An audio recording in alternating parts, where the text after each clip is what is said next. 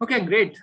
So thanks very much. Very good morning, good afternoon, depending on where you're joining from. A very warm welcome on behalf of ThinkAg and Beanstalk to all the participants and panelists.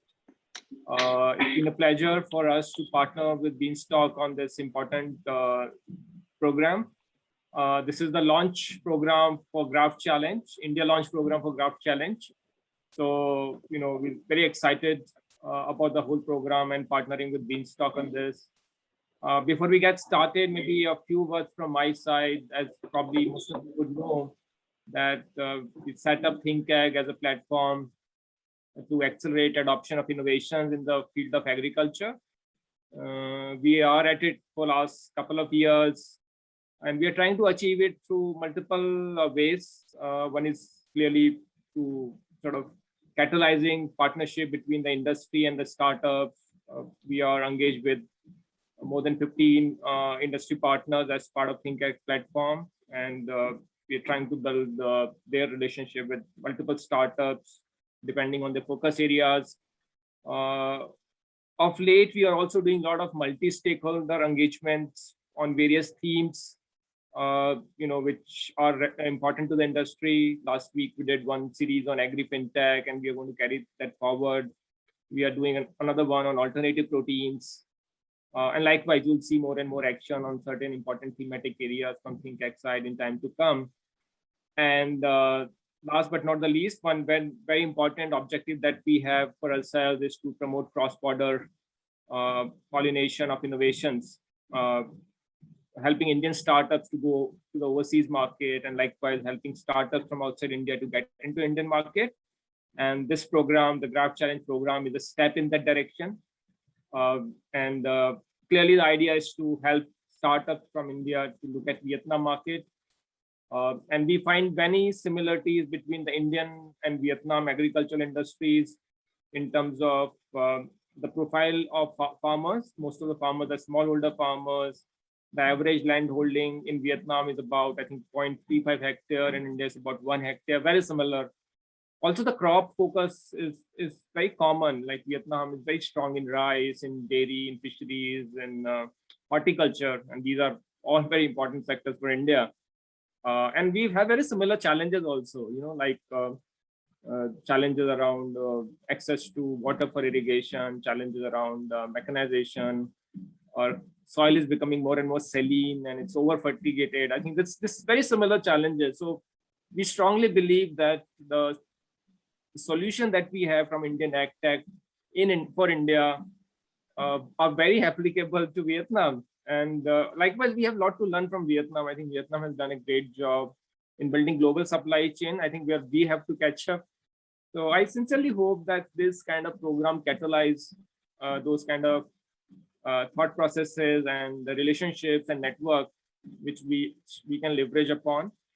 And with that, thanks to the Beanstalk team, Justin, Will, Kwong, everyone who sort of collaborated with us, and of course Abhijit, who worked very hard from ThinkAg side to get this program going. And I'll hand it over to Justin to take it forward. Thank you very much, Mendra. And to the entire ThinkAg team for supporting and pulling this together, as well as Taranjeet, Ravindra, for being able to join us today.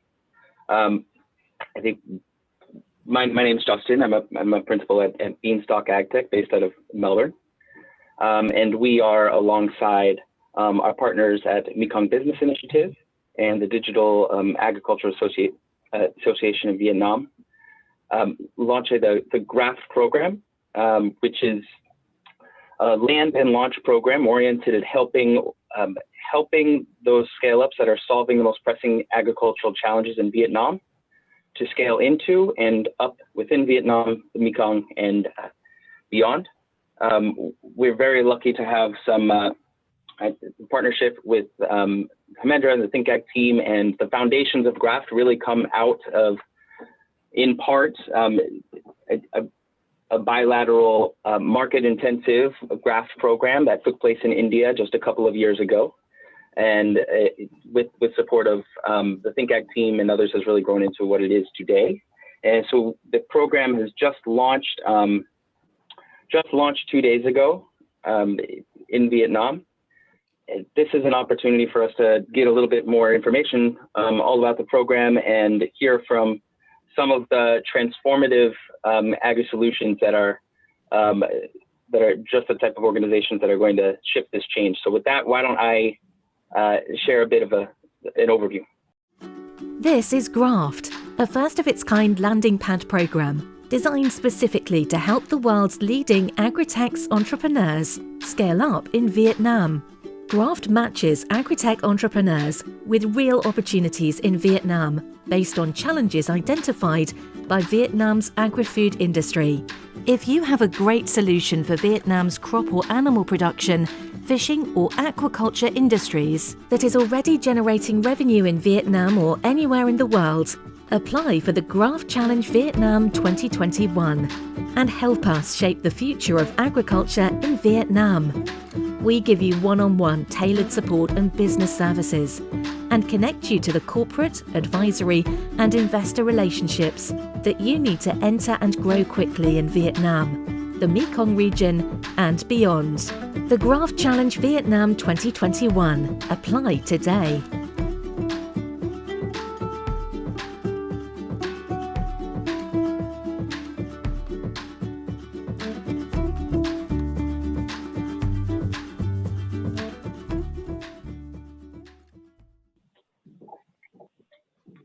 Yeah, so just to give a bit more detail on the program, the focus of Graft is really to do something that is complementary and value add to the sort of scale-up ecosystem that already exists in the Mekong.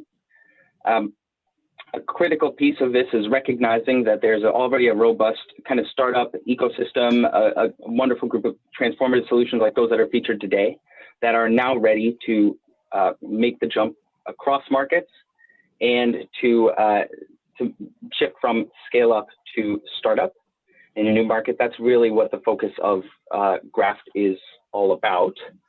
I think what makes Graft unique and distinct in the market, in part of this ecosystem, is really our industry-led focus.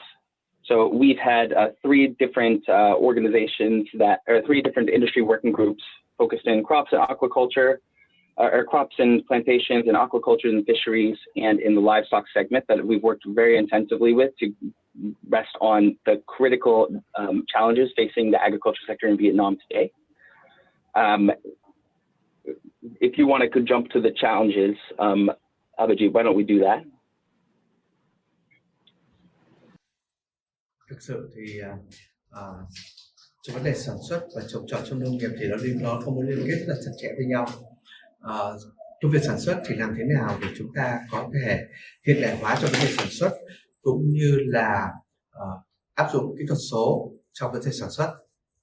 Cái điều ấy rất là quan trọng. Đồng thời làm thế nào để chúng ta có thể hướng dẫn cho nông dân, hướng dẫn cho các hộ gia đình có thể trồng trọt, có thể canh tác, sản xuất theo hướng phát triển bền vững và làm thế nào để chúng ta có thể thu được đầu ra một cách an toàn. So the critical challenges that are facing that we are calling for solutions to solve today, there are a series of really cross-sector challenges around enhancing access to quality production inputs, focused on reducing post-harvest losses, and solutions that are building consumer trust across the food and agri ecosystem. Other than that, we've come to other specific challenges you can see here on the livestock side around strengthening environmental control systems for better animal health outcomes, minimizing disease transitions, especially between animal and human interactions, improving feed cost efficiency and managing odor. On the fishing and aquaculture side, also critical in improving feed cost efficiency, managing inflow and outflow water quality, and delivering alternatives to antibiotics and disease. On the crops and plantation side, strengthening contract management facility capabilities between plantation managers and smallholder farmers, and managing especially climate-driven production risk. We're lucky enough for those industry working groups that we have representatives from industry are not only involved in the definition of the challenges, but intensively working with our scale-up cohort throughout the length of the program with an effort on, by the end of the time, they're making sure that solutions are not only fit for the market, but already being integrated into agribusiness. Abhijit, should we jump one? So a bit more on the program timeline. We are accepting applications as of 2 days ago for the next 5 weeks. We strongly encourage, if you or you know anybody who has a transformative solution addressing one of the challenges previous, that they are encouraged to apply. We're looking for mature post-revenue startups that already have a solid base in a home market and are looking to scale elsewhere. June, we'll have a selection process, which will conclude with an interview of mutual fit.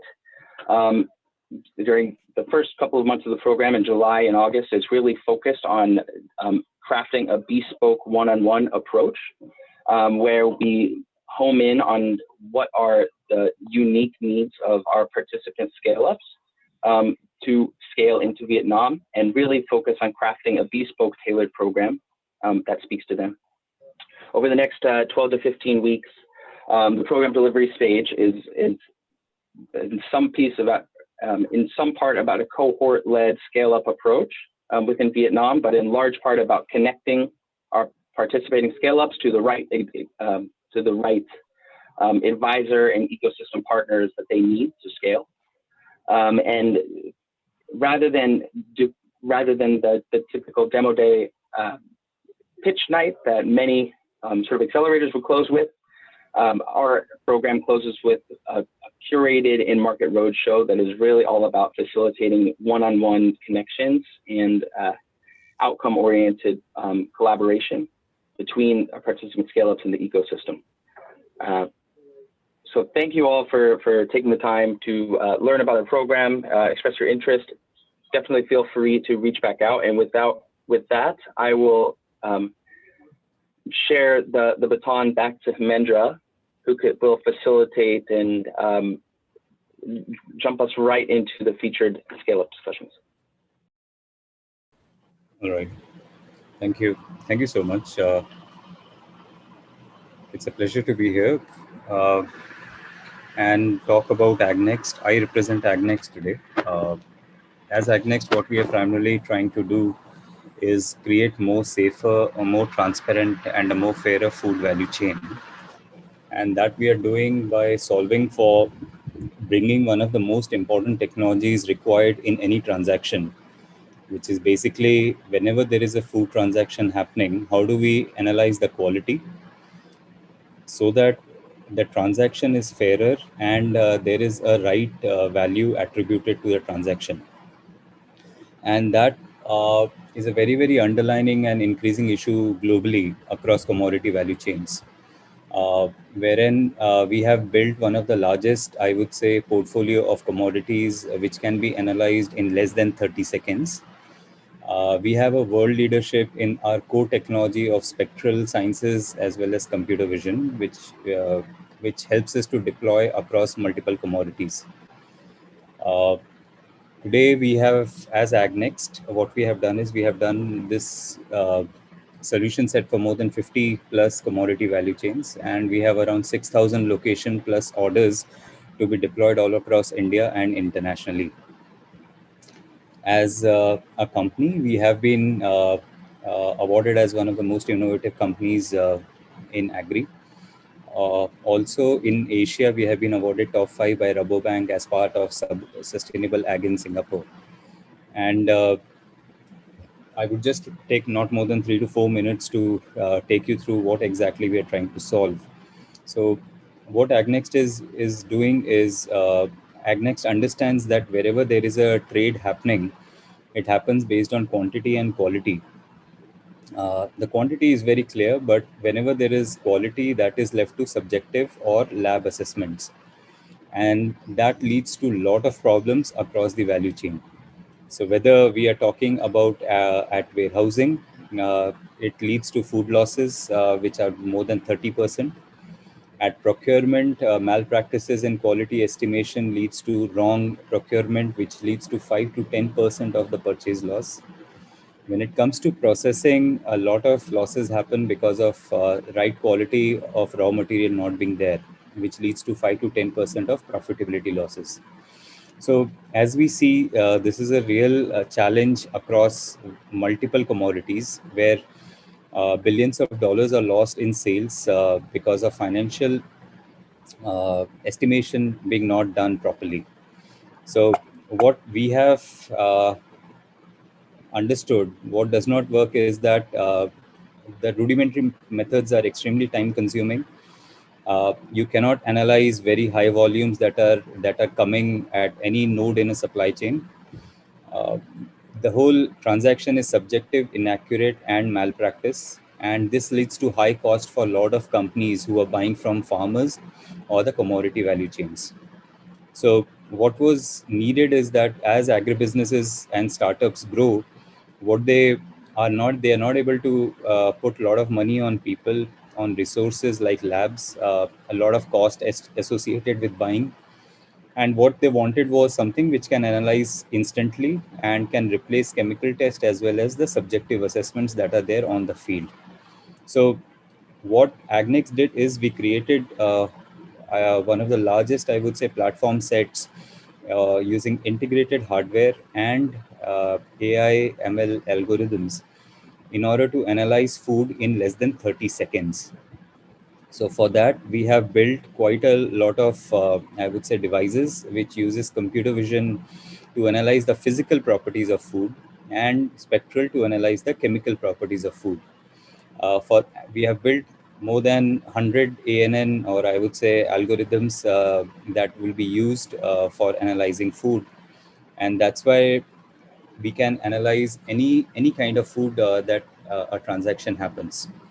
So just to start with, very quick overview, something like a moisture, which is today done in a very rudimentary manner, leads to 2 to 4% of procurement being wrongly assessed, and that's a very huge value.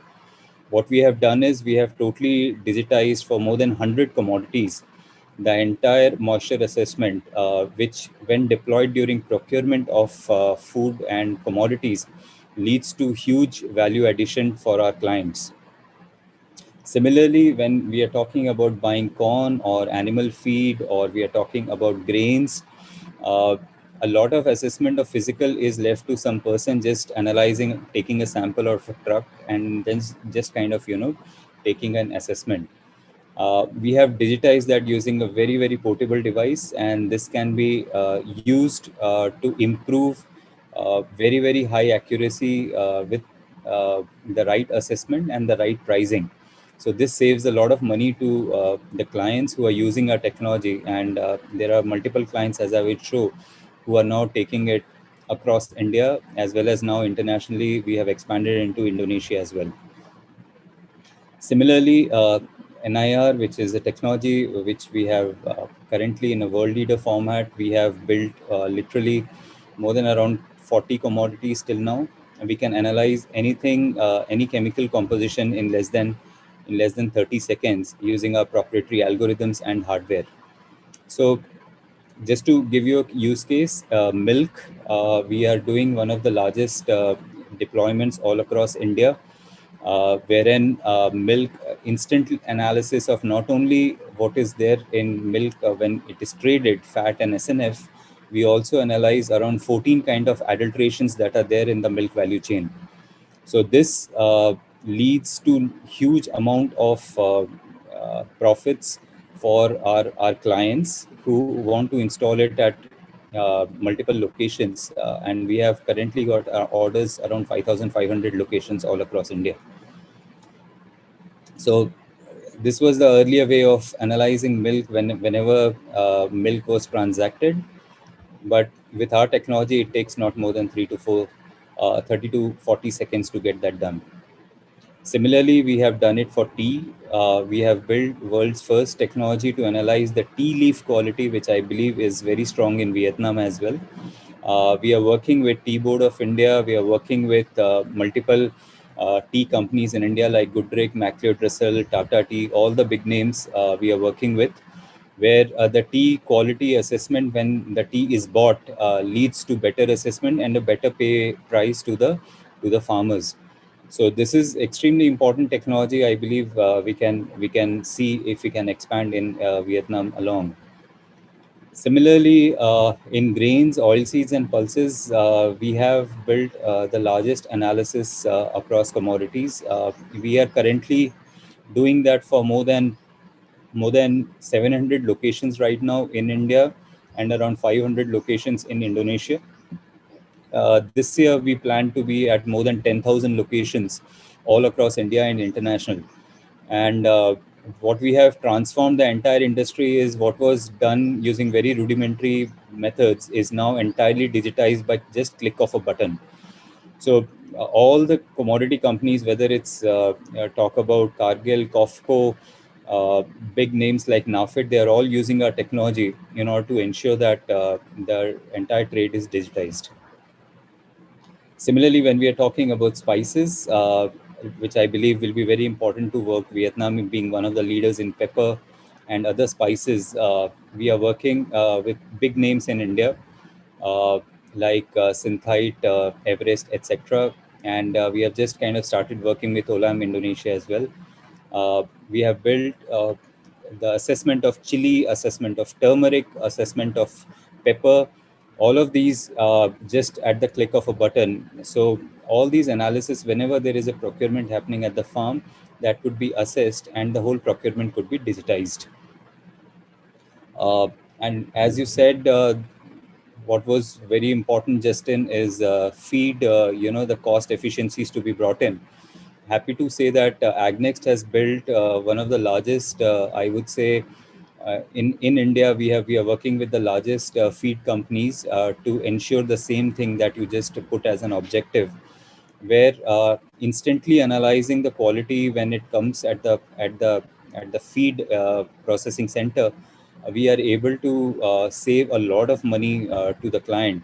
Uh, just to give you an overview, we are saving around $20 million worth of value to our client just by ensuring that the quality is digitized and it is done instantly rather than 3 to 4 days of waiting, which leads to huge losses as well as cost to the company.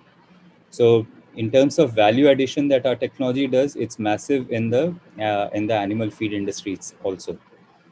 So that's all. That's where our machine is. It's just kept, and just by just click of a button, you get the entire analysis done. So in building all of this, what we have done is we have created the most disruptive technologies. All of this sounds very uh, 30 seconds is easy, but it took us around 4 or 5 years to build this because we have collected more than 2 million food samples and build a fully edge IoT, which means that we don't need the cloud. All our algorithms are written on the edge. So that saves a lot of money as well as makes it the most practical technology to be deployed across value commodity chains that we are working in. And this is pure on edge AI. This is fully IoT enabled. And what we are doing, not only in just technology, what we are doing as a great model for businesses is we are just giving it on a rental basis.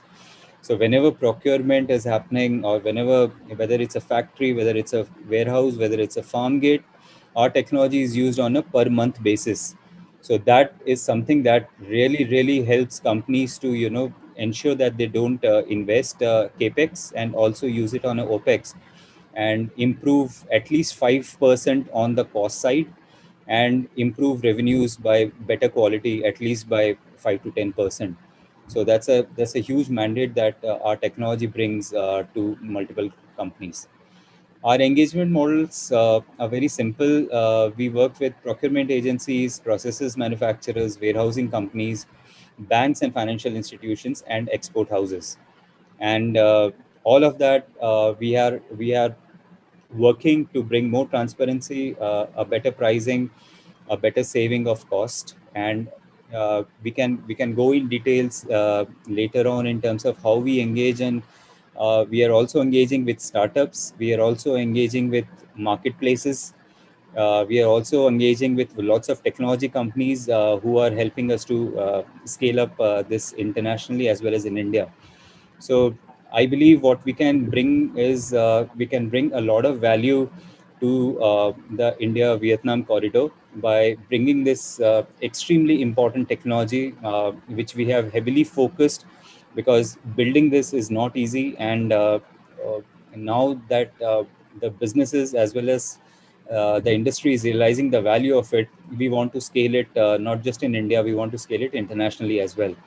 And I think your objective of feed, your objective of grains, spices, as well as key industries in Vietnam like tea, we can be a very valuable contributor to this Indo-Vietnam partnerships of bringing technology into the value chain. That's a bit about us. We have a very strong, I would say, word of mouth across industries, because in every industry that we work, whether it's spices, whether it's tea, whether it's grains, we are working with the key nodal agency as one of the largest top 5 clients in each one of the verticals. So that's it about us. We look forward to providing value to one of the I think a very synergistic, as Himendra told, a very synergistic business model, very synergistic geography, and a very synergistic I would say economy with whom we can work and bring value to this ecosystem. So thank you very much for providing this opportunity for detailing what we do as AgNext and how we can partner with the ecosystem in Vietnam. Thank you. Thank you so much. Thanks, Taran. Always a pleasure to hear from you. I always learn something new every time you present. So thanks very much. And thanks for showing your interest in Vietnam. I think absolutely, I think you're spot on in terms of the target industries. And I'll definitely want to see some progress in AgNext getting there. And hopefully through this program, we can help you to do that faster and more efficiently. Maybe one question to you before we move to Amit. You said you launched in Indonesia. What are 2 or 3 learnings from your side, for an early stage AgTech entrepreneur to go to a market like Indonesia and launch there? And I think there are a lot of entrepreneurs on this call. Maybe they can learn from you. I think so. All of these markets seem to be solving the same kind of problem. That's what it's extremely synergistic. What we are seeing in India happens the same almost in Indonesia or Vietnam or Thailand. So I think what the entrepreneurs we should do is we should definitely think of investing at least 10 to 20% of our time in seeing what value we can add in these countries, and most likely by partnerships. There's a very Facebook ad, which says that more together. So I believe that this is what, we should be focused on, because let's not just remain idle in one geography and see, maybe there is something that is being looked upon by Indonesia, which their entrepreneurs have not solved, but in India, people have already solved it. Or similarly, I'm pretty sure in Vietnam is an ace in pepper and feed. They would have done a lot of things, which, we would not have even thought about. So I think what you are doing is great, bringing everyone together. And I think entrepreneurs should spend at least 10 to 20% of their time in exploring viability of partnership and exploring their own product. How can they be taken to these countries? Because these are not that as like US or South America, where there is a geographical difference as well as economical as well as the way of working. But the entire Asia seems to be working on similar problems. Although I have not seen adulteration in Vietnam in milk, for sure. But I'm pretty sure there are multiple things we can work in, spices or tea, which are very important for Vietnam. Absolutely. Feed. Yeah. No, thanks. That's a great piece of advice. It's all about partnership. And I have traveled in rural Indonesia. Yeah, it sounds like India. Not much of a difference. Even the language is very, very similar. We're So all one. yeah. No, that's great. That's great piece of news. Thanks for these motivating words, Taran. And of course, we'll come back to you. So next is Amit, and after Amit, probably we can go to Devendra. Amit, over to you. You have 7 to 8 minutes to present. Yes. So it's a pleasure for AquaConnect, a very young entrepreneur working within the aquaculture value chain, to be a part of this showcase. What I'll do is, I actually wanted to start my presentation with a small 90 seconds video. So basically, this small slide over here explains as to how AquaConnect's full stack approach is brings a data driven solution to various stakeholders within the ecosystem. So bank is there, certification bodies are there, hatcheries are there, and seafood exports are there. In my slides, I will obviously talking a lot about it. Here you can see how typically a logbook is being managed by and a field structures the officer. end-to-end production data to bring actionable farm insights. The AI-powered advisor understands the farming patterns to optimize farm inputs, improve animal growth, and farm productivity. Our data capturing tool leverages a boots on ground and eyes in the sky approach to bring efficiency in the aquaculture value chain.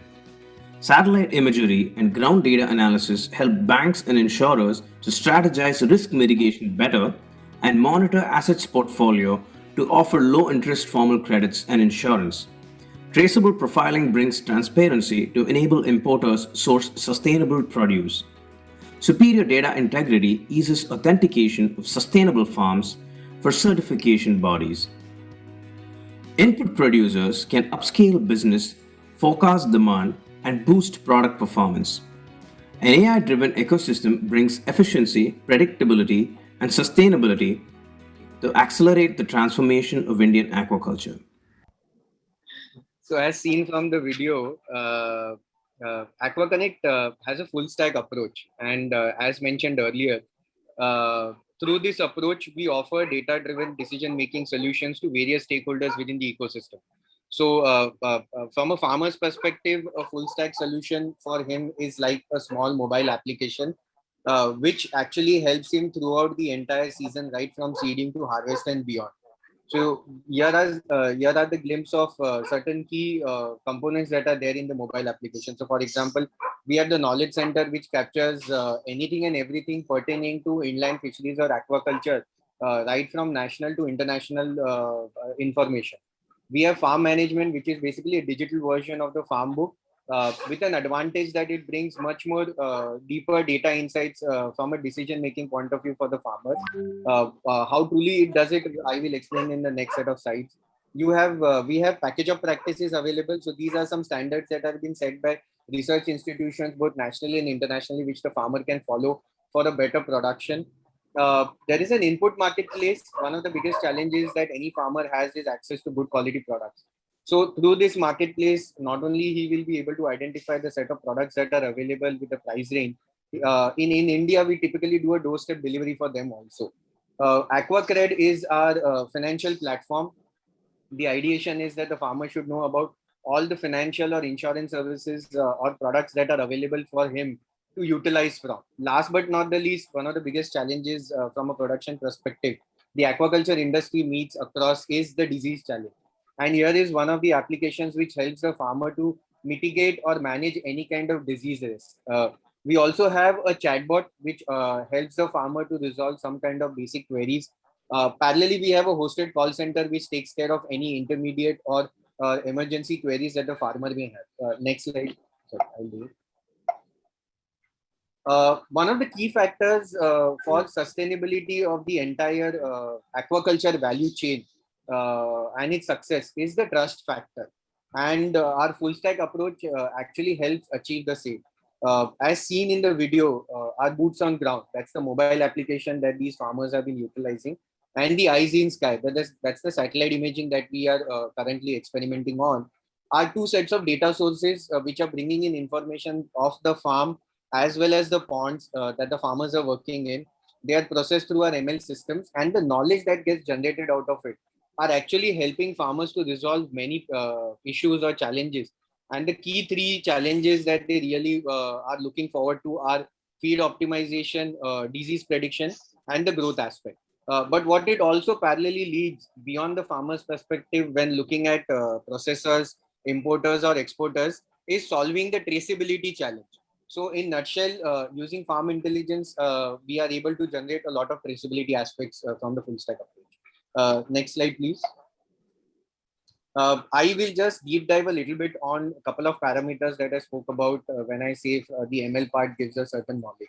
So one of the challenges that every farmer faces is the feed cost optimization challenge. Just for everybody's knowledge, FCR is a process or it's a benchmark which is followed by industries or verticals to decide that how much feed they really need to give to a particular animal to get your biomass. So the highest is for beef, that if you want 1 kg of beef, you need to really give 8 kgs of feed to that particular animal.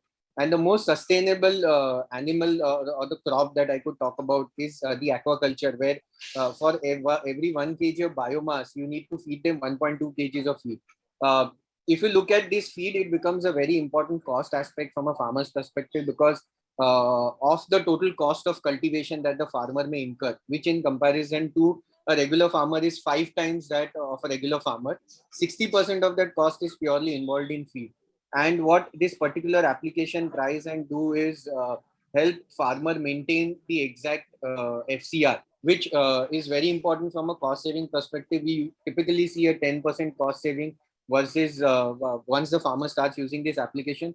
It also helps reduce any kind of mortalities due to excessive feeding or disease aspects that may happen. So here is a typical image of our application, which says that farmer enters the data of what product he is using, how much he has been feeding to the animal, and certain other parameters that he puts in, which helps him to understand that how much is the FCR that he is having at this point in time. So in the second image, you can see he is on an average FCR of 1.13, which is very close to the standard that he really needs to achieve. Next slide, please. The second most important parameter when it comes to aquaculture is water quality management. Timely water testing is a key parameter for a successful production. But along with that, the assessment of the result is equally important. So one of the things that we saw in India, and that's a challenge that is there globally, is typically when you yourself do a health checkup done at any labs, you would typically get a report. But what do you derive out of that report is something which is very important. And that's exactly what our application does. So in India, through our partner labs, we have digitized that process where the report can be directly pushed into the application, or the farmer also has an option to enter that data. So once this lab report data is been entered within our application, as seen on the first slide, he immediately gets to see the results on the second slide, as seen on the second image. So for example, you can see the ammonia is high and there is a yellow colony. So what it truly means from a farmer's pond perspective. So you can see there is a high alkaline level and there is a high ammonia level, and what it really affect. So for example, a high alkaline level will affect the animal's productivity, pH level of the water, and animal's growth. But what meaningful information it also helps derive for the farmer is seen on the next image, is where it recommends the right set of products that are available through the platform for the farmers to buy in. It also recommends the dosages depending upon the parameters that you would have entered, the size of the pond, the number of animals that are there, which makes this information much more relevant. And obviously, like we have said this process in India, he could have a doorstep delivery done to himself. Next slide, please. So while I spoke about how our full stack solutions are currently helping the farmers, aquaculture farmers, right from the seeding to the harvest stage, one of the important factors is also the downstream intervention. And that's exactly what we have been able to achieve through the full stack approach. The farmer, right from day one, when he seeds this particular farm, is documenting his journey on our platform. And what is happening parallelly is a digital footprint of it is getting created on a post-harvest platform, which we have named as Aquabazaar in India. What it really tries to do is bring in these 4 important parameters which are mentioned over here: traceability and traceability and transparency from a procurement perspective. Who is growing where, how much, what is the size count, and all that a procurement or a buyer could know well in advance. There is seamless sourcing, faster and seamless sourcing. He knows where he could buy the right size of product. The counter risks are reduced at both ends. the buyer knows who the farmer is and what process he has followed. The entire documentation of lab reports are already integrated, while the seller is completely aware of the buyer whom he is interacting with, and liquidity infusion within this value chain. Such kind of value chains actually drive digitization of the entire process from the money perspective also. So the payments are completely done through escrow services or digital or payment integration gateways, where it sees to it that the right money is being paid directly into the farmer's account, which link to the banking system can also help the farmers to create a credit system which currently is non-existent. It's a common practice mostly for farmers in Southeast Asia, where funding and insurance is a big challenge because there is no credit worthiness that can be identified. So these are a couple of steps which can also help him build the same. Next slide, please. So during our journey, as we said, we have been trying to devise a full stack solution which can help the farmers across the entire culture. And one of the key aspects that we saw was the credit and insurance solution. Credit worthiness or insurability of the entire produce is a big challenge for the farmer, as well as the organizations that are involved. So what AquaCred as a platform tries to do is for the financial institutes or the insurance organizations, it actually provides data or information from an underwriting perspective. And what it parallelly also does post the credit or the insurance policy is being given to these farmers is to help them release monitoring data on timely basis to know as to how their portfolio is moving. To summarize, basically, I would say they know when to lend, how much to lend to a farmer, or how much to go how much to go for the risk when it comes to giving services to the farmer. And on the other side, from a report perspective, they can actually break down their portfolio in amber, green, and red, telling them as to what is happening and take immediate decision instead of the entire season, waiting for the entire season to get over. We have a successful partnership that we have already done in India. So we are there with Bank of Baroda, who is part of our credit lending portfolio. And we have alliance brokers who have brought in insurance partners. So in fact, something which had been non-existent for Indian farmers for more than 2 decades, today is available as a service. So our farmers are getting insured both from the weather perspective as well as from the disease perspective through a small platform like AquaCred. Next slide, please. This is this slide actually brings up our core team, which has been helping us deliver these full stack solutions across the vertical. So we have our CEO, Mr. Raj. He is an ex-alumni of IIT Kanpur and a seasonal entrepreneur, also a Stanford and Oxford fellow. We also have Arpan, who is a Chief Growth Officer, again an ex-alumni of IIT Madras and ISB. Both are responsible for the strategy and development. From the operations and sales side, I have Mr. Karti, who is a Chief Operating Officer. He has an experience of 15 years working within the banking industry, but what makes him more remarkable is the way he has been handling our operations at ground. Myself, Amit Salunke, I head the BFSI engagement. I have an experience of 15 years working within the AgTech and the telecom space. What really enhances a full stack approach is our tech team. So we have Mr. Venkat, who is our CTO and who has been awarded by MIT as a social innovator in 2012. And we have Mr. Sudhir, who is a head of data science and GIS, also an ex-AgTech, ex-farm guide, which was in AgTech company. So this is more or less what organization is all about. As mentioned by Justin and Taranjeet, challenges that are faced by farmers in India are almost similar to what we have seen across Asia Pacific, and success stories that we have been able to create within India is what we see that we can easily replicate in other countries, especially Vietnam. And most importantly, it's also a learning lesson for us because innovation needs to continue. What we have done in India can easily be replicated across the globe, but there are a lot of features that we can learn from other countries and bring back to India. Thank you. Thanks, Amit. Wonderful presentation and great to see the full stack approach. What I really like that you are able to land through this platform and likes of Bank of Baroda working with you. So I think that's a big news. Because one of the biggest challenge for this sector is working capital financing. So great achievement, I must say, and compliment you for that. So Amit, again, question to you in terms of have you explored global markets? And if yes, what has been your experience? And what's your view on Southeast Asia and Vietnam? Of course, you said that you want to look at Vietnam. So what, any experiences or effort done in the past which you can share with us? Sir, basically, while we are a very young startup, we have just completed 4 years. We spent 2 years doing a research just to understand how the industry really works. And past 2 years, while we have delivered a lot within India alone, we really haven't explored global markets. The understanding is there. We have researched about it. Obviously, the readiness has to be there, because are there any learnings that we could take from international locations? But definitely, we see this as a platform to experiment the research that we have done internationally and see that how best we can implement this entire experience in those international countries, especially to start with Vietnam. Okay, great. Thanks, Amit. We'll come back to you. So thank you very much. Next we have is EcoZen, and we have both Devendra and Ravindra who will be there to present. Thanks a lot, Hemendra, for inviting EcoZen to be presenting on this platform. And I must say, very great presentations, both by Taran and Amit, both disrupting very interesting value chains.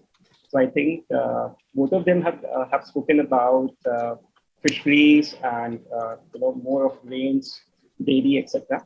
I am more here to talk about the perishables, the fruits, vegetables, and flowers. Okay, and how we are working in the value chain and working to arrest the losses. So guys, EcoZen as a company almost started 10 years back, and our journey has been starting with the farm, helping the farmer to grow with irrigation, and then evolving into helping them manage their produce post-harvest. And then now also enabling them to link their produce to the market.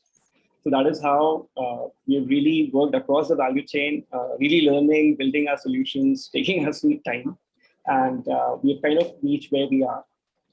The core problem that we are addressing is that a lot of commodities which are perishable in nature, the production happens in a region is much more at times than what the consumption can happen in that place. So that's common with a lot of fruits, with some of the vegetables, which are grown very well in a particular, like for example, strawberry in Mahabaleshwar, or we can talk about lychee in Bihar, or maybe some mushrooms, for example. So what ends up happening is that the producers over here are not able to get the right price for their produce. There are losses, and they're not able to take these perishables to far off markets either. So as a result, we have a tremendous amount of losses, which are like globally, I think people have highlighted are very high in terms of billion-dollar numbers. In India alone, it's around $6 to $7 billion. And what EcoZen is essentially doing is providing a solution near the farm to pre-cool and stage. And with that, we are working to take the commodity to farther markets using cold chain. We're having solutions for part-load logistics, like small cold boxes in which you can send even 50 kg. Even a small farmer can pre-cool and take his produce to the farther market. We have a market linkage platform wherein we generate demand amongst the retailers, and those retailers place orders on these farmers. Also, we enable these farmers to stage their produce and sell it in the local markets as well. Whenever they need, the prices are low or the buffering is required, and so on. So through this model, through the model of cold chain, we are helping them to balance the supply-demand fluctuations. And so as a company, there are a lot of players who are present in the nearby market space, wherein they will source, say, from 60 kilometers, 100 kilometers, and with a collection center, and bring it and sell it in a city. Whereas when you go with more perishable produce, as the distances go longer, it becomes challenging because the losses, managing the commodity, freshness, etc., becomes challenging. And that is where EcoZen has its expertise in terms of adding value. So on the y-axis, we had distance between the production and consumption zones. And on the x-axis, we had perishability of the commodity. This is a solution that we have built. It is a cooling solution. It can run without power near the farm. It can run with power as well. This will maintain low temperatures, and it will ensure that the commodity stays fresh. It can be moved from one farm to another. So once your harvest is done, we do a quarterly lease model as well, wherein we pick it up and take it to another farmer. We're working with a lot of B2Bs as well, like Udaan, Big Basket, Reliance Fresh, More. And these have all installed them on their collection centers, the distribution centers. They're also being used by farmers, FPOs in Andhra Pradesh. And through this solution, we are able to ensure that the commodity stays fresh for a longer period and can travel farther distances or can be staged to be sold in the local markets as well. This is our app solution, which is the EcoConnect app, which we are currently giving it to buyers to generate demand. The MOQ is higher on this. This is not a consumer kind of an app. You have to have a minimum order of 15, 20 kgs plus to be able to order a commodity on this. This is a model wherein we are leasing the unit to different types of farmers during different times of the year. And we're using market linkage to link them up with buyers as well. And there is a leasing model. Instead of buying a unit on a capex, we are providing a solution on the OPEX. And we also kind of help with market linkage and earn commissions on the commodity transacted. And that is how the revenue model works for us. So just to give you an example as to how we are really making a difference. So let's say if there is lychee, you just pre-cool and transport it in ambient, there will be browning. This is say from Bihar, Muzaffarpur. And say if you use reefer to Patna and do air logistics, that would be like very expensive. Okay, but what we've been able to do is we've been able to pre-cool lychee right in Bihar and also do the right kind of packaging. We are able to manage the moisture very well. Too much moisture leads to fungus. Too less moisture leads to pedicap browning. And with optimized logistics, pre-cooling, packaging, we've been able to deliver the freshest possible lychee. We are the first company in India to do lychee at 4 degrees Celsius. And the kind of freshness that is being able to deliver in Pune and Bangalore markets is not comparable so far. Another example is what we've done in strawberry this year. So we're based out of Mahabaleshwar. This is where our pre-cooling unit was. Through cold chain, we were taking strawberry to Bangalore. And Udaan was one of our customers in Bangalore. And with our help, Udaan was able to grow their strawberry indent volume from consumers by almost 3x. In fact, the Big Basket, Reliance Fresh stopped their collection centers towards the end of February. And we were able to continue Bangalore till end of March because of our supply chains expertise. We were able to even maintain strawberry, like our strawberry on day 2 after reaching the market is better than what is coming on the first day in the market. So that is the kind of freshness expertise we have been able to deliver for our customers. So the way we are structured in India is we are based both on the procurement, on the production and the consumption side. For example, we are there at a destination in Bangalore, in Delhi, in Mumbai, and we are sourcing across Himachal, Jammu and Kashmir, Bihar, Maharashtra, Karnataka to feed these kind of commodities to these locations. Our customer segments whom we are working with are farmers and FPOs in terms of sourcing. This is another success story with respect to lychee, wherein we were able to enable the farmers to get the better return for their commodity. So reduce travel from Samastipur in Bihar to Mumbai, and the farmer was able to get around 20% more in terms of revenue. This is the kind of report we give to the farmer, wherein we tell them as to how the quality was. If there were any quality issues, the report goes to them with complete economics of each transaction from our platform. And essentially, this is a slide as to what we are doing. Say, if we say, pick up an example of cherry. Say the current farmer is getting X value today. The source trader is making 5%. Distribution trader is making 7%. Retailer is making Y amount of money. And the losses currently are around 10% in the supply chain. And the logistics cost, say, is Z. So we are working to reduce the losses down from 10% to 5% at least.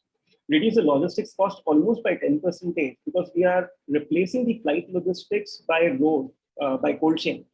And we're also able to get a bit of premium from the consumer. So there's 5% saving here, 10% saving here. So 15 plus 1, 16.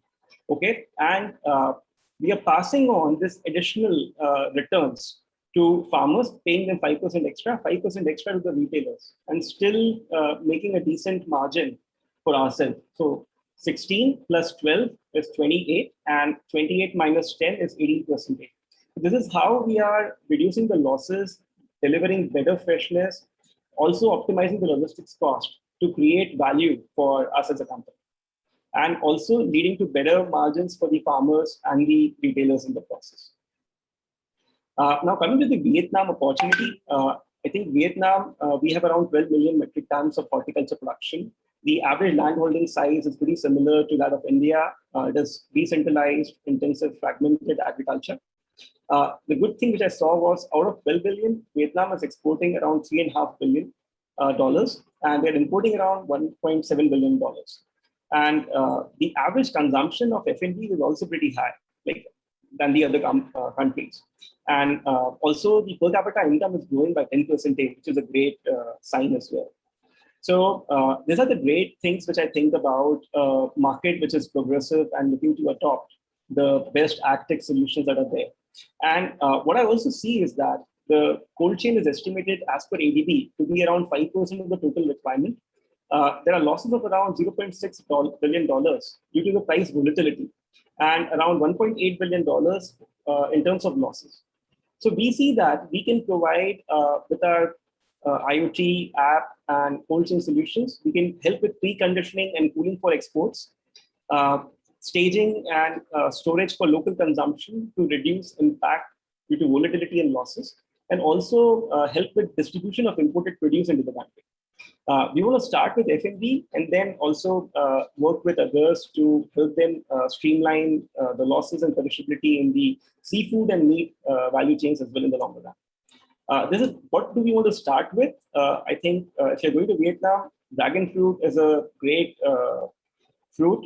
India also procures from Vietnam. And this happens to dragon fruit like within 3-4 days of harvest. And if it is kind of managed properly with proper cold chain, proper technology that we provide, we can retain this kind of quality for more than 2 weeks and even beyond. And if you look at dragon fruit, the total production is close to 1 million tons, and the area is around 55,000 hectares, and it's growing at a CAGR of 14%. Export is 85%. The challenges are that they are not able to penetrate high-end international markets. High-end international market, as in like the quality is not considered great. There are poor quality and losses happen at the destination markets. So that is a big problem with respect to dragon fruit. We can deploy farm-level solutions also on near the airports, etc., and collaborate with the exporters to really help them streamline their supply chain losses. And with Graft, we can actually look at these kind of partnerships and also look at capital infusion to run this in an OPEX model in Vietnam. So these are some of the areas where we could start with in terms of the production areas in Vietnam. And just a bit of the achievement side. So we have kind of grown 53x in the last 4 years. We're currently working with almost 5 countries, 130,000 farmers. The food loss averted is around 12,000 tons. We've also using sustainable technology. We have saved more than 198 million liters of diesel.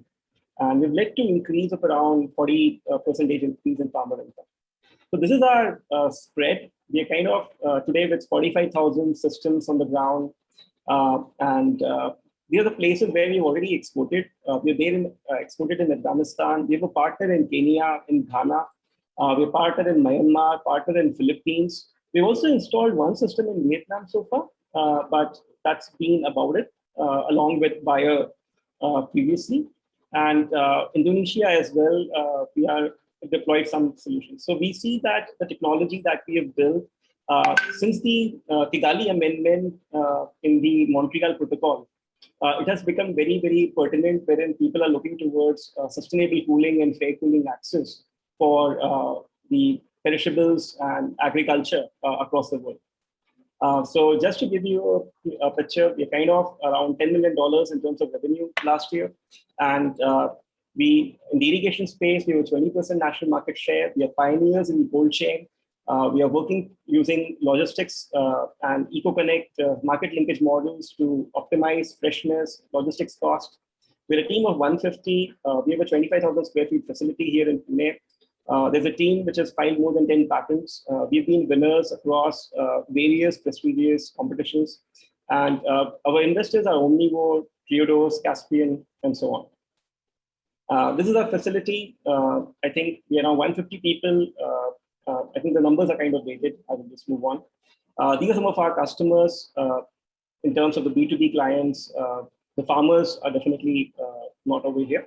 So Udaan, Big Basket, Reliance, all of them are working with us on the cold chain and the market linkage side. And the big players like L&T Mahindra are sourcing our irrigation solutions to supply it to farmers. This is the team. So I'm Devendra. I'm CEO of the company. Prateek and Vivek are the CEO and the CTO. These are some of the recognitions that I was mentioning that we've received in the past. This is what we are trying to do, build the cold chain across the logistics, market linkage, and retail. This is our board at this point in time. This is our senior management. Ravindra with me, who heads EcoFrost business, is also on the pod. And we have Shashank, who leads the market linkage, Pankaj, who leads the production, Pramod, who heads the product management, and Alok, who leads the R&D in the company. So yeah, I think that's about it. Thanks, Devendra. Wonderful presentation, and good to see a holistic cold chain solution. Your case study on lychee is eye-opener, getting all the way from Samastipur to Pune and Mumbai and Bangalore. I wish we can get some of it in Delhi also. Anyways, I think also thanks for your research on Vietnam. I think the focus area that you've identified are spot on, and we see one red dot in Vietnam. So my question to you, how this program can facilitate so that you can have many more dots in the Vietnam? How do we scale this for you? And of course, it's a globally proven solution. It's not that you have to prove it, but how do we help you scale there? So I think, in terms of Vietnam, the market is attractive. The horticulture production is low, but the seafood production is pretty high. The meat production is pretty high. That is kind of the staple in the country. And all of these are perishables. So, and we love perishables. And so there is definitely a great opportunity. And the market is very progressive. So definitely it is a focus market for EcoZen. We have been looking at Southeast Asia and Northeast Africa very closely as potential markets for expansion. And we have started deploying smaller units and building some small presence. I think what has been really working for us in Kenya and Philippines is partners. So we have got phenomenal partners in Kenya and Philippines, and they have taken the units. They are trying adoption over there and driving a supply chain over there as well. And I think if we are able to work with, say, the right kind of partners through Graft, if you're able to figure out the right kind of partnerships, I think that would be a crazy win. And I think if we have the right model and the right partnerships, capital almost follows that normally. So yeah, I think that is how I think the Graft can really enable us to build a strong stance in Vietnam. Thanks, Devendra. And clearly a clear message to Kwong, Justin, and Will. We need to find partners. I think for all of you, I think it's a very clear need. And I think that's the task we have at hand. So thanks very much, Devendra. Thanks very much. And of course, we'll come back to you. Justin, the floor is yours. I think I've taken much more time than it was allocated, but yeah, please go ahead. Great. Thanks, Hemendra. And thank you, Taranjeet and Amit and Devendra. Really informative presentations, and I mean, really exciting to see the growth in all of your efforts to date, and especially excited to hear you discuss the opportunity in Vietnam. And I to bring it back to what Hemendra just called out, I think the importance of partnerships is something that the Graft program is particularly attuned to and oriented towards. So with respect in one direction with regards to the industry engagement, that is really the center of our challenge definition, of our programming, of our trial support. And secondly, network of in-market experts that's really part of the program and meant to be oriented around those critical challenges to cross-border market growth. It's part of the diagnostic at the first part of the program. So, I mean, great to hear you call out that challenge as a critical piece. That's really what programs centered around. But to continue the conversation going, I will shift to the panel, our esteemed panel here. So Devendra, Amit, Taranjeet, already everybody's introduced to them now. Thankful to have our esteemed our moderator and organizer here, Hemendra, as part of the panel. I think many know him here, but as a venture partner at Graft Innovation Fund, co-founder of ThinkAg, and also the chairman of FICI's Agritech Task Force, for those who don't know. We have Tran Van Quang, who's one of our partners in administering the Graft program and the head of Mekong Business Initiatives. And Huan Chong An from, very thankful to have you on the call, Chung An, the R&D director at Pan Group and the deputy CEO at Pan Farm, one of Vietnam's largest agribusinesses, and very active across many parts of the supply chain, from perishables, fruit and veg to aquaculture. So thank you all for joining.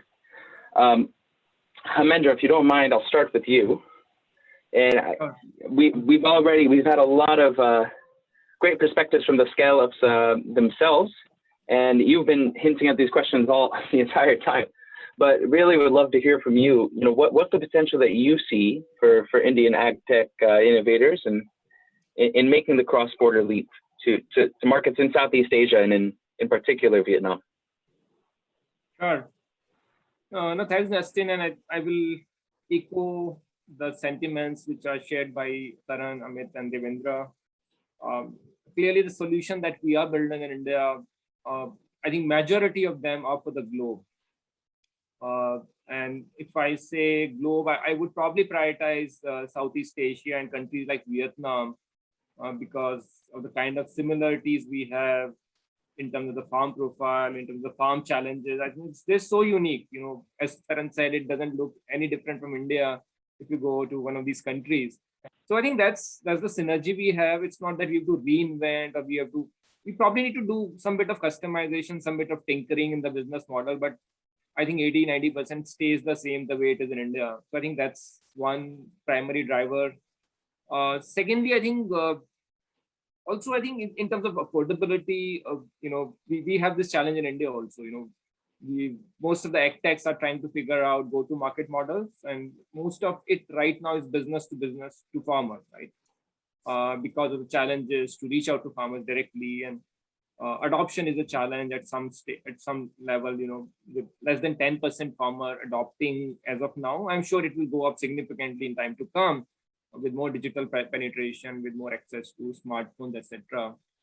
So I think the challenges on farmer adoptions are also very similar. I'm sure Vietnam is no different, right? So they also have a lot of fragmented line holding and stuff like that. So I think these are the opportunities that I see. I also see that there's no need for duplication. I think India clearly leads in many ways in terms of the AgTech solution in Southeast Asia. You know, all we are looking is for good partners to take this solution to the respective markets.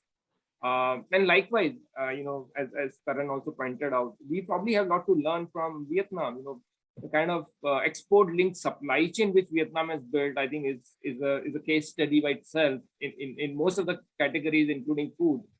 And we are, you know, of course we do about $30-35 billion worth of exports every year.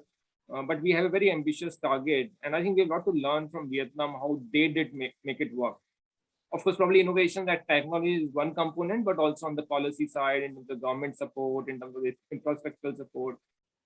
So I think that's where I see a lot of synergies for both the countries. It's a win-win for everyone, and you know, my sort of intent or expectation from this program is to catalyze these partnerships. We can't change the world in 6 months when we're running the program, but can we create some sort of success stories, if I can call so, where we can show, okay, look, these partnerships can be catalyzed and scaled and become more strategic. I think that's a good start for us as a Graft program, and I'm sure a lot of will start happening organically. So I think probably those are my opening remarks, and hand it back over to you, Justin. Thanks, Samendra. Insightful as always, and I love the last point about the importance of generating success stories in creating leverage and a growth ramp for the time to come, but also your emphasis on the kind of bilateral opportunity in terms of the opportunity that comes from a mature agritech sector in India, but the learnings from overall the agricultural supply chain in Vietnam and export orientation. And I think that's a good place to shift to Trung An. If you can hear us, Trung An. I get my first question for you is about how do you see Agritech scale-ups contributing to the journey of a well-established industry leader like the Pan Group? Okay, thank you. Hi, everyone. My name is Trung Anh from the Pan Group, and that I just give you a very short introduction about the Pan Group. It's leading food and agriculture in Vietnam. So we are involved in many sectors. Like we are number one in the seed business in Vietnam. We have rice seed and the corn seed. With the rice seed, we have a 20% of the market share, and the corn seed 50% of the market share. But just corn for food, not for feed, like other company like Monsanto or Syngenta they provide. We also number two in the shrimp farming and processing, exporting to many countries like Japanese, Europe, and also to US. That Vietnam's also number one in pangasius exporting. So we also have one company that farming and also processing pangasius for exporting to all over the world. So regarding to our operation, we see that already want to find some kind of new technology innovation to apply to our operation to save our costs and also to improve the sustainability of our operation and business. So that's always keep in our group, and we have a policy to stimulate the apply of innovation ideas to our business operation. So that in our group we have a kind of the innovation awards that's to give every staff, every EBIT of our subsidiary, our member company to submit every year to the group, and then we evaluate and give the prize to the best idea. So that our group, we really appreciate how the technology and the innovation idea contribute to the operation. So with the startup, I think it's very good to see all of the innovative idea apply not only in Vietnam, but also from the other country that we learn from. So as I said many times with Mr. De Quang, that in Vietnam we technologies, but the problem is that we need to find the suitable technology that can be adapted to the Vietnamese situation. So Vietnam, we just behind other country, other developed country, but we have advantages. We can learn very quickly from what they achieve. Our job is now try to adapt the technology that's suitable for the Vietnamese situation and adopt to Vietnam. So I joining this challenge. My job is I try to look and to find different kind of technologies, and what I see that we can develop, we can apply in Vietnam. We are willing to do the pilots to see if it's good, then we can deploy in Vietnam. Or if they have the technology that already operate very successfully in Vietnam or in the other country like Vietnam, like Thailand, Philippines, Indonesia, I think we can easily apply that in Vietnam as well.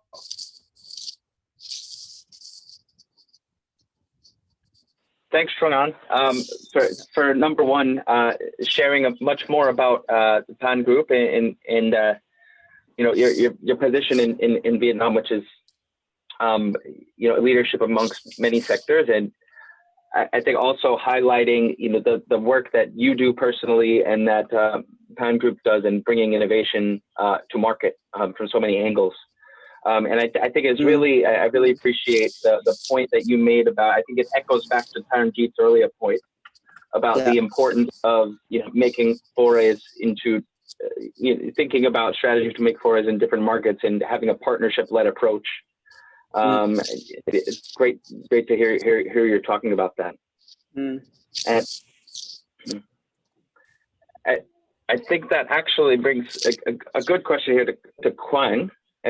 So Quang, if you don't mind, could you share a little bit more about how the Graft program is meant to look quite different than many of the sort of acceleration programs in Vietnam and Southeast Asia today, and, you know, particularly around that partnership and collaboration oriented angle that many have been talking about here?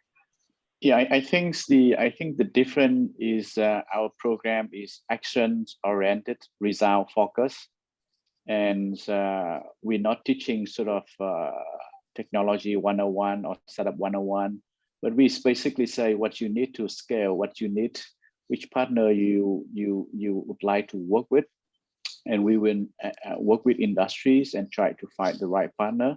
And as Trung An said, I think agriculture, you need to adapt. So we have a little bit of time to work with you and the interested in industry partner in adapting the technologies to the local market. I think that's the difference. So you wouldn't find lean startup training or anything like that here. It's basically what your technologies, what problem, what pain point you're solving, so how you solve it, and here's what's the best entries strategy for use in the market. So I think we have company like PAN Groups and others on our working team, but we also working with the Ministry of Agriculture and the Vietnam Digital Agriculture Association. Right now, we don't know sort of which solution are coming through from the Graft program, but once we know that, I think we can work with the industry here and try to find the right partner. So in a way, we sort of, how can I say, a good sort of honest broker and matchmaker in a way, and sort of it's a great way to scaling the solution here. Yeah, I think that would be my comment. Thanks, Quang. I think that's super critical what you talked about in terms of that honest brokerage and the importance on action orientation, which is really the focus of the program. Is not about built business foundations. The assumption is that the organizations that are being a part of the program have that part figured out, and it's about helping you make the leap to market ready solutions, make the leap. Thank you for calling that out. And with that in mind, I know we're coming close to time, but I'd really like to hear from hear from Devendra and Amit and Taranjeet. Maybe we go in reverse order of the kind of pitches, and would really like to hear from you. How does, or how could a program like the Graft Challenge Vietnam provide the most value to a scale up like yours? So Devendra, do you want to answer first? Put you on the spot. Oh, you're in mute. Yeah. I think Hemendra asked me the same question, Justin, and I already responded that we are really excited to be looking at Vietnam as a prospective market for expansion. And I think in some ways, Vietnam has very good characteristics, probably even better than India, from a progressive mindset that we see of the country. And I think with Graft and with what I heard from Quang and Pro, we feel that there is definitely a great possibility of partnership and a lot of learning as well in terms of the market that we can get from Graft. And we will be interested in taking this program further.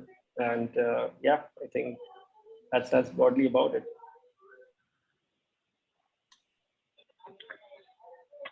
Thanks, Devendra, for reiterating. And I mean, very, very interesting. Also with the case study on the dragon fruit, I think it really brings clearly the unique value and opportunity in Vietnam for you as well. Amit, how about you? Same question.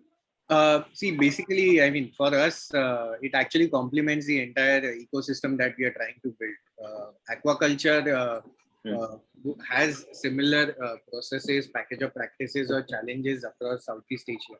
We know that what we have been successfully implementing in India is something that we can easily do it in Vietnam. And as mentioned by Devendra, you guys are a progressive country. In fact, one of the things that we always see as a challenge in India is from an aquaculture perspective, especially when it comes to shrimp, we haven't learned or implemented the skills of doing value add as a service. Usually most of it gets exported to China, Vietnam and Indonesia for the product to be done. So it kind of complements the ecosystem. We have already reached a process where we are integrating ourselves with processors and importers. In fact, our initiative can also integrate from a business perspective where Indian farmers could get an access to global organizations like PAM, working over there, getting products being exported from a value-added perspective, plus those learnings that we get from Vietnam while doing the implementation. There's a lot of things that Hemendra sir had also mentioned. We have to learn a lot from the export value chain perspective. These learnings can also be replicated to Indian farmers. So yes, we look forward to a larger engagement and a fruitful engagement at our end. Thanks, Amit, especially for echoing the importance of kind of the bilateral learning. I think that's great and critical. Taranjeet? I think both Devendra and Amit have literally summarized the whole conversation. So I would just say yes. I agree to what both of them are saying, and there's nothing much for me to add except that I look forward to a great partnerships between the ecosystem, and I really genuinely believe that there's a lot to solve in commodity value chains in both the countries, and I think these partnerships and maybe linking up with few companies and startups together will fasten the process. So that's all I think would be my hope from this meeting. Thanks, Taranjeet, and thanks to everybody involved. Great to learn. Great to learn more about the journeys of EcoZen, AgNext, and AquaConnect throughout, and really appreciate ThinkAg and Hemendra and Abhijit for pulling all this together, and our partners Quang from MBI and Phung for being able to be part of the panel. I just close by, hopefully if you are in the similar boat to our featured presenters and panelists, we really encourage you to reach out and learn more and apply for the Graft Challenge. applications are open as of now, and you can take a further look at graftchallenge.com, reach out at hello@graftchallenge.com.